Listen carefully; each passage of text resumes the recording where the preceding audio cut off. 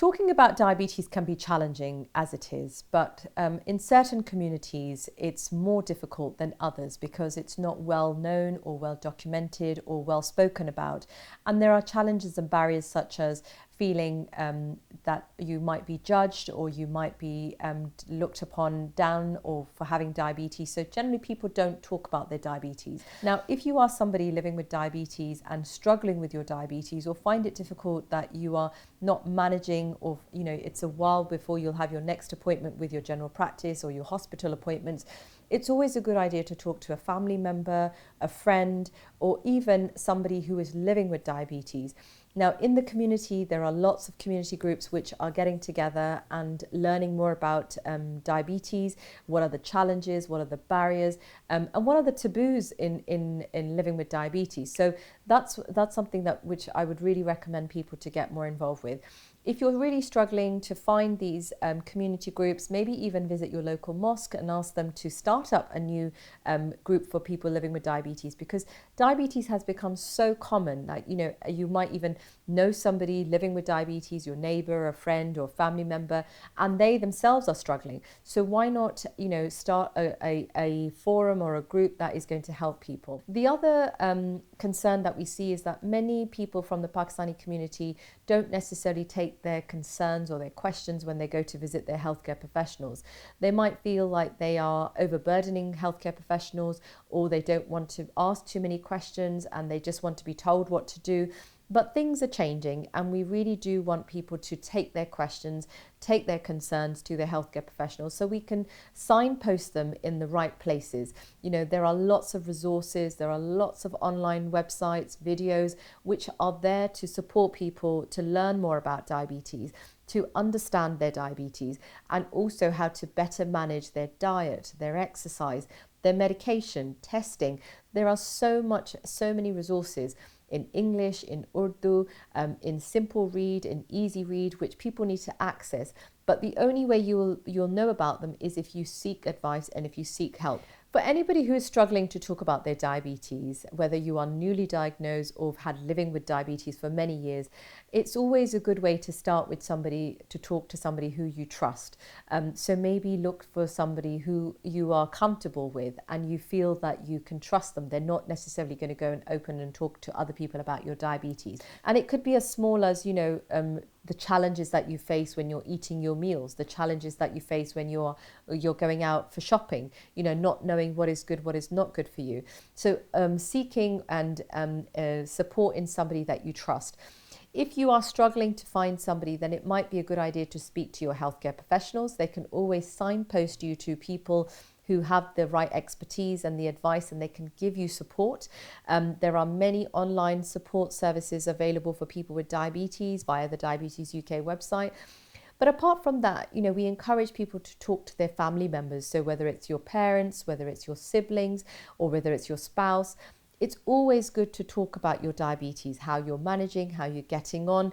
Please try not to ignore your diabetes and just put it as a back burner and we'll just deal with it when your annual review comes up, because annual reviews could be a year or 2 years before you speak to someone. And, in between, there is a lot going on with your diabetes. You need to make sure that you are eating well, you're doing your exercise, you're taking your medication on time, your travel advice.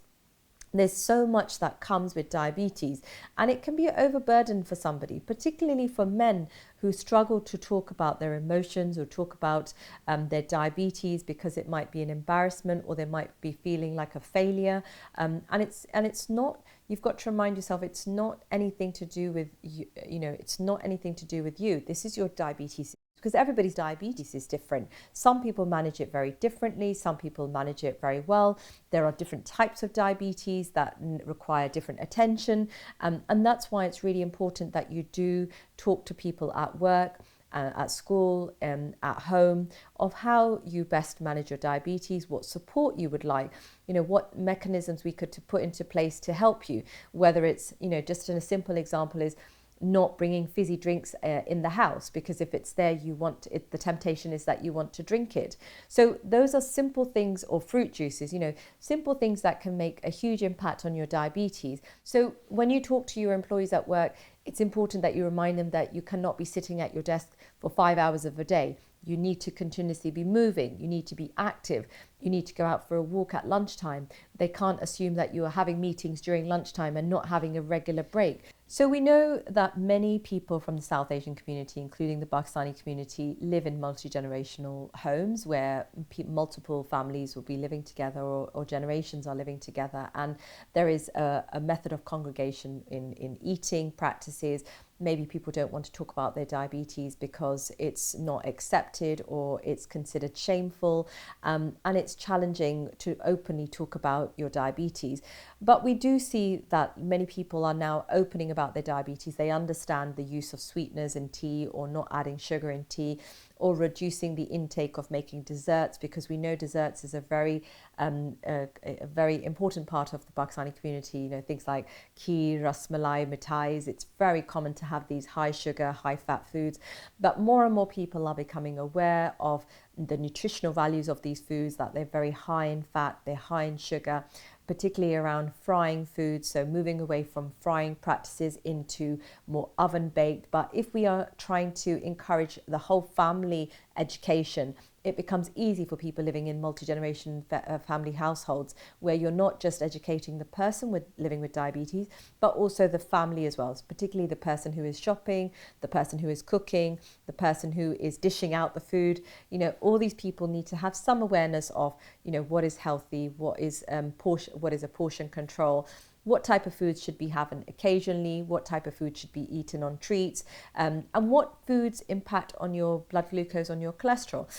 Many people still struggle to understand how eating chapatis or rice or bread has an impact on your blood glucose, because they haven't been given the knowledge or the education. And all this information can be available through the Diabetes UK website, through the Diabetes UK Learning Zone. And if you access this information, it's not just for the person living with diabetes, but for the families caring, or the families living with somebody who has got diabetes. And I would encourage people to access that information.